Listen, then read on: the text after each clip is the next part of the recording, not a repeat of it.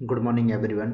आज हम इस आर्टिकल में जानेंगे जो प्रमुख महत्वपूर्ण पुस्तकें हैं जो सीधे एग्जाम में पूछी जाती हैं उनके बारे में। एक एक करके हम जो सारी पुस्तकें हम देखते हैं और ये इतनी इम्पोर्टेंट हैं कि ये लगभग पूछी ही जाती हैं किसी न किसी एग्ज़ाम में। लगभग हर एक एग्ज़ाम में इनमें से एक जो पुस्तक है आपको मतलब मिलनी ही है, रखी मिलेगी। ये ऐतिहासिक पुस्तकें हैं और इनके बारे में इतना मतलब अच्छा नॉलेज होता है इनको, अगर कोई पढ़ ले तो फिर भी होगा ही, लेकिन इनका नाम अगर कोई पढ़ ले तो भी उससे भी जो परीक्षाओं का काम है, क्योंकि हमारे पास टाइम बहुत कम होता है।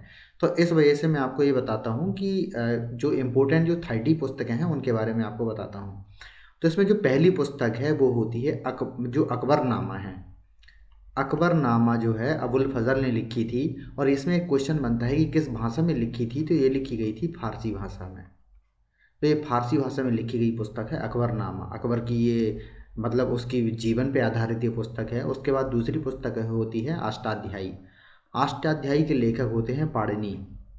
और इसके बाद जो इंडिका मेगास्थनीज की जो पुस्तक है ये मेगास्थनीज के द्वारा ये लिखी गई पुस्तक है। इसमें इंडिया का वर्णन किया गया है कि इंडिया की जो व्यवस्था उस टाइम पे कैसी थी।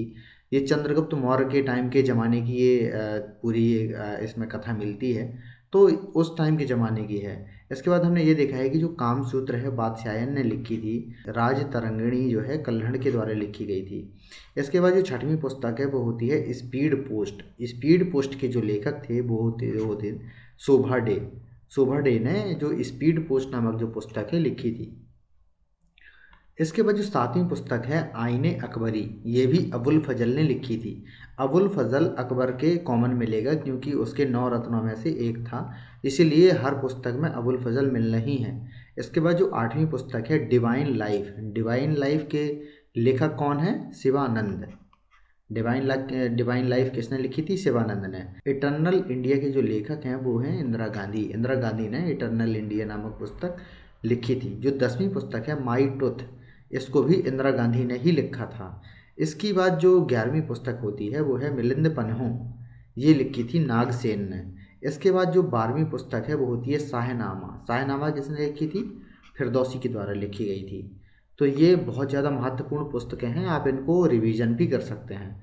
इसके बाद हम जो 12वीं पुस्तक है वो होती है बाबरनामा।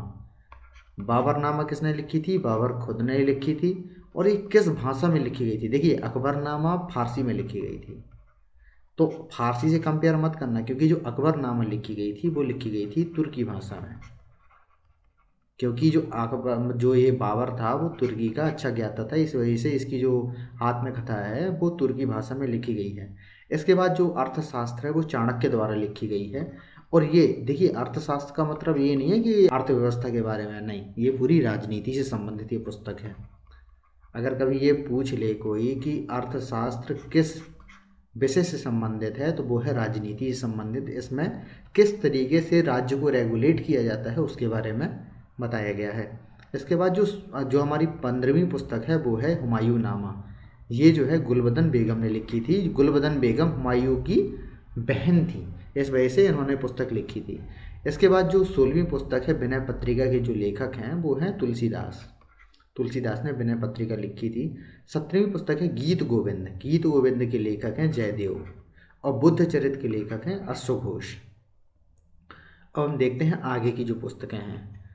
तो इसमें जो देखिए अब इसमें जो आपको पुस्तक मिलेगी बहुत ही महत्वपूर्ण है। इसमें जो यंग इंडिया है महात्मा गांधी की पुस्तक है। इनकी देखिए एक समाचार पत्र भी इनका जो हरिजन समाचार पत्र है वो भी इनका था। और दुनिया की सबसे ज़्यादा पढ़ी जाने वाली जो आत्मकथा है माई एक्सपेरिमेंट विद ट्रुथ। ये जो महात्मा गांधी की आत्मकथा है दुनिया की सबसे ज़्यादा पढ़ी जाने वाली आत्मकथा है। तो ये जो पुस्तक है वो महात्मा गांधी से संबंधित है, यंग इंडिया की अगर मैं बात करूँ तो। अगर मैं 20वीं पुस्तक की बात करूँ तो मालगुडी डेज, ये किसकी पुस्तक है? आर के नारायण। आर के नारायण ने ये पुस्तक लिखी थी। अगर मैं 21वीं पुस्तक की बात करूँ तो काव्य मीमांसा। काव्य मीमांसा के जो लेखक थे राजशेखर थे।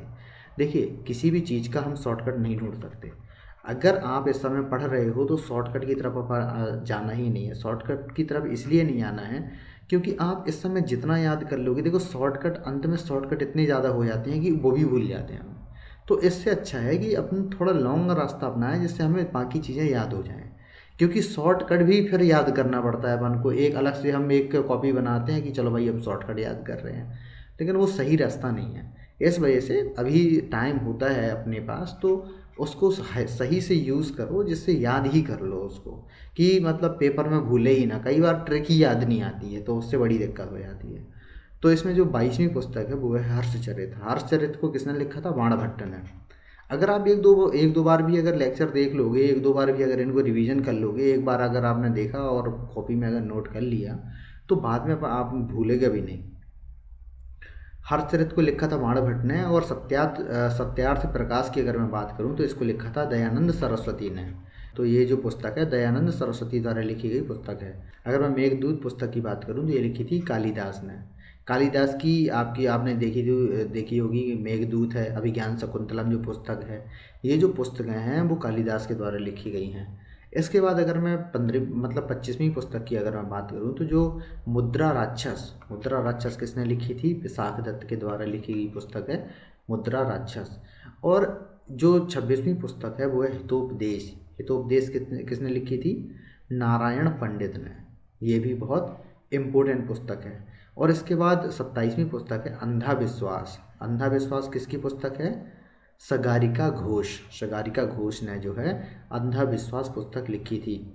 अगर मैं 28वीं पुस्तक की बात करूं तो ये है जो डाइड पुस्तक है वो है आर के नारायण के द्वारा लिखी गई पुस्तक है डाइड। अगर मैं 29वीं पुस्तक की बात करूं तो ए सुटेबल बॉय किसकी पुस्तक है? विक्रम सेठ के द्वारा लिखी गई ये पुस्तक है। लाइफ डिवाइन बहुत ज़्यादा पूछे जाने वाली पुस्तक है, अरविंदो घोष। और कुछ जो बहुत इम्पोर्टेंट जैसे विंग्स ऑफ फायर और इंडिपेंडेंट इंडिया, इन सब पुस्तकों के बारे में आप पढ़ सकते हैं। कुछ पुस्तकें हैं जिसमें मैं आपको अब्दुल कलाम साहब की, जैसे विंग्स ऑफ फायर पुस्तक है, तो अब्दुल कलाम साहब की जो पुस्तक है उनके बारे में हम पढ़ सकते हैं। तो और इंडिया आफ्टर गांधी है तो उनके बारे में हम पढ़ सकते हैं। तो बहुत अच्छी पुस्तकें अब अवेलेबल हैं, तो उनके बारे में उनको भी पढ़ सकते हैं। लेकिन उनके नाम अगर आप थोड़ा और अगर इसमें सर्च कर लेंगे तो उसमें क्या होता है कि परीक्षा की दृष्टि से जो बहुत महत्वपूर्ण पुस्तकें होती हैं ये। तो आशा करता हूँ कि आपको वीडियो अच्छा लगा होगा। अगर आपको वीडियो अच्छा लगा हो तो प्लीज़ इसको लाइक कीजिए, सब्सक्राइब कीजिए एंड शेयर कीजिए। धन्यवाद।